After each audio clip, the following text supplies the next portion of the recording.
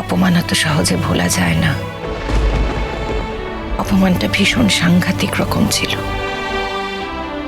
আবার এটাও সত্যি যে কৃষাণু মিঠিকে খুব ভালোবাসে। তাই মনে হয় দুজন মানুষের মধ্যে এরকম ভাবে অপমানটাই এত বড় হয়ে থেকে যাবে। বলো, দুজনে মিলে কি পারবে না অপমানটাকে সরিয়ে ফেলে নতুন করে সবটা শুরু করতে? ছেলেটা যে ভালোবাসে মিঠিকে এটা যে সত্যি বুঝতে পারছি। শুধু ভালোবাসলে হয় না, সেই সঙ্গে সম্মানটা প্রয়োজন। কিছু কিছু অপমান এমন হয় সেগুলো সারা জীবন মনে থেকে যায়, মন থেকে মুছে ফেলা যায় না। তুমি নানান রকম ভাবে ভালোবাসা দিয়ে সেটাকে আড়াল করার চেষ্টা করতে পারো, কিন্তু সেই অপমানটা অনেক বড় হয়ে রয়ে যায়। সেই জন্য যে কোনো সম্পর্ককে না খুব যত্ন করতে হয়, খুব ডেলিকেট ভাবে হ্যান্ডেল করতে হয়। আমাকে দেখো, আমার কাছে তুমি পৃথিবীর সব থেকে বড় মহার্ঘ, most precious thing in the world. আর তাই তো আমি সবসময় চেষ্টা করি বাইরের সমস্ত আঘাত থেকে তোমায় আড়াল করতে, তোমায় ছায়া দিতে। আর সেই কারণেই তো তোমায় বলি যে বাইরের কোনো কথায় বিভ্রান্ত হইও না। নেভা। তোমাকে নিয়ে আমি এখনো কত স্বপ্ন দেখি জানো? কি স্বপ্ন দেখো? এলোমেলো কত স্বপ্ন, সেগুলো কোনো মানেই হয় না হয়তো। শুধু মনে হয় একেবারে শুরু থেকে যদি আমরা শুরু করতে পারতাম, এখনই আমার প্রতি ভুল বোঝাটা তোমার তৈরি হতো না। আমি তোমাকে ভুল বুঝি না স্বতন্ত্র, বরং আমি জানি যে আমি অনেক কিছু তোমাকে দিতে পারি না। তুমি যে আমায় কি দাও সেটা তুমি নিজেও জানো না। আর তোমার মনের মধ্যে কি চলছে আমি কি করে বুঝবো বলো তো? মানুষের মনের গভীরে সবসময় তো ঢোকা যায় না, তাই সেই গভীরে কি চলছে সেটা আমার পক্ষে বোঝা সম্ভব নয়। চেষ্টা করি কিন্তু পারি না। কিন্তু আমার মনে হয় এখনো আমাকে নিয়ে তোমার মনের মধ্যে কোনো অস্বাচ্ছন্দ্য আছে, তাই সহজে তুমি আমার কাছে আসতে পারো না। না না, আমি নিজে আসলে অনেক কিছু ওভারকাম করতে পারি না, তাই পারি না। কিন্তু আমার খুব ইচ্ছে করে, আমি চাই এই জীবনে তোমাকে সবটা দিতে। আমি চেষ্টা করি, বিশ্বাস করো, কিন্তু কোথায় যেন একটা আটকে যাই। আমি জানি তুমি চেষ্টা করো, কিন্তু আমি চাই না তুমি চেষ্টা করো। যেদিন খুব সহজভাবে আমার কাছে আসতে পারবে, দেখবে আমাদের মাঝখানের এই দেওয়ালটা ভেঙে পড়ে গেছে, সমস্ত আড়াল সরে গেছে। তার জন্য চেষ্টা করতে হবে। ততদিন আমি অপেক্ষা করে থাকবো। এই মানুষটা না সারা জীবন এতগুলো বছর ধরে তোমার জন্য অপেক্ষা করে থেকেছে। এমনটা তো হতেও পারত যে আমি তোমাকে কোনোদিন পেলাম না, কিন্তু সে অপেক্ষা করে থেকেছে। কি জানো তো, এই অপেক্ষার খেলায় তুমি আমাকে হারাতে পারবে না, কখনো না।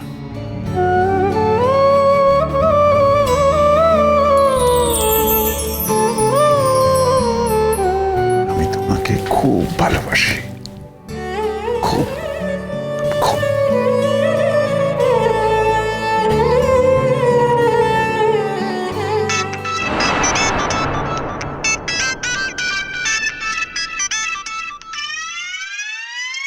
ছেড়ে দাও, ইগনোর করো। আরে না না, কোনো এমার্জেন্সি ফোনও তো হতে পারে। কি আসো,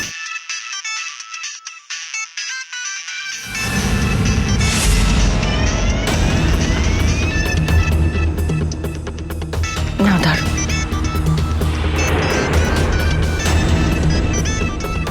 সরি। কি হলো ভোর, এত রাতে কেন ফোন করছো? তোমার কি মনে হয় আমি যে কোনো সময় অ্যাক্সেসিবল? সরি স্বতন্ত্রদা, আসলে তোমাকে এই সময় ফোনটা করতেই হতো। আমি ভেবেছিলাম সবাইকেই সারপ্রাইজ দেবো, কিন্তু এখন মোটামুটি সবাই জেনে গেছে, তাই ভাবলাম তোমাকে আর আলাদা করে কি সারপ্রাইজ দেবো। তাই তুমি সারপ্রাইজ দেওয়ার জন্য একটুখানি অপেক্ষা করতে পারতে না? এত রাতেই তোমাকে ফোন করতে হবে? সরি, তোমাকে হয়তো অসময় একটু ডিস্টার্ব করে ফেললাম। অফকোর্স তুমি ডিস্টার্ব করেছো, এটা আমার পার্সোনাল লাইফ, আমি সেটা কোনো সময় পাবলিক করতে চাই না। তুমি কি আমাকে পাবলিক ওয়ার্ল্ডে ফেলে দিলে? তুমি তো আমার পার্সোনাল লাইফে কোনো সময় ছিলে না, হঠাৎ এই ধরনের প্রশ্ন করছো কেন? আমি তো ভেবেছিলাম তাই। আচ্ছা যাই হোক, স্বতন্ত্রদা, কাল আমার জন্মদিন, তাই ভেবেছি ইনস্টিটিউটে সবাইকে খাওয়াবো, আর একটু গান বাজনার আসরও আছে, তাই তুমি এসো। আর হ্যাঁ, বৌদিকে নিয়ে এসো। Happy birthday. কিন্তু সেটা এত রাতে ফোন করে না বললেও পারতে, সকালে বলতে পারতে। ভুল হয়ে গেছে, আসলে একা একা অ্যারেঞ্জ করছি তো সব, কখন যে এতটা রাত হয়ে গেছে বুঝতে পারিনি। সরি। তোমার বৌদিকে যদি ইনভাইট করতে হয় তুমি নিজে বলো। হ্যাঁ হ্যাঁ, দাও না ফোনটা। কেন?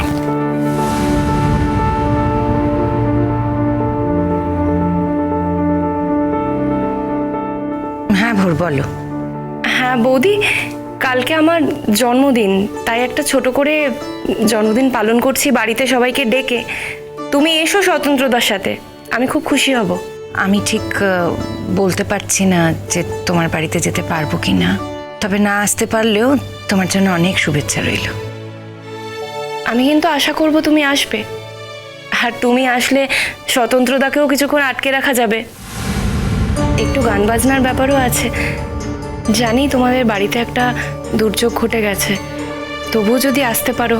ঠিক আছে, কিছুক্ষণের জন্য হলেও আমি আসবো, কিন্তু খুব বেশিক্ষণ হয়তো থাকতে পারবো না। আর এই কথাটা কিন্তু একেবারেই ঠিক নয় যে আমি যদি যাই তাহলে তুমি তোমার স্বতন্ত্রদাকে আরো বেশিক্ষণ ওখানে আটকে রাখতে পারবে, কারণ তোমার স্বতন্ত্রদা এমনিও আমাকে ছাড়া অন্য অনেক জায়গাতেই যায়, আর সেই পুরো ব্যাপারটাতেই আমরা খুব কমফোর্টেবল। আমার বেলায় বোধহয় নিয়মটা আলাদা। ঠিক বুঝলাম না গো। না কিছু না, কালকে দেখা হচ্ছে বৌদি, এসো প্লিজ। এখানে তো বাবা মা কেউই নেই, আর আত্মীয় স্বজনও কেউ নেই, তাই তোমরা আসলে আমার ভালো লাগবে। আর দেখো না কেমন আমি বোকার মতো একা একাই নিজের জন্মদিন পালন করছি। প্রথমে ভেবেছিলাম সবাইকে সারপ্রাইজ দেব, কিন্তু তারপরে আস্তে আস্তে সবাইকে বলেই ফেললাম। একা একা করছি তো, তাই অনেক কিছুর জন্য ফোন করতে হয়েছে সবাইকে। তখন কেউ কেউ জিজ্ঞেস করেছে কেন, তখন বলতেই হয়েছে যে আমার জন্মদিন। তাই তখন ভাবলাম যে স্বতন্ত্রদাকে বলবো না, এটা তো খারাপ হবে। আমি জানি স্বতন্ত্রদা হয়তো কিছু ভাববে না, কিন্তু আমার খারাপ লাগছিল, তাই তোমাদের পার্সোনাল টাইমে ফোন করে ফেলেছি। প্লিজ কিছু মনে করো না। না না, সেরকম কোনো ব্যাপার নেই। আমাদের আবার কিসের পার্সোনাল লাইফ, আমরা একটু কথা বলছিলাম, আমরা জেগেই ছিলাম এমনিতে। না, স্বতন্ত্রদাকে মনে হলো খুব বিরক্ত।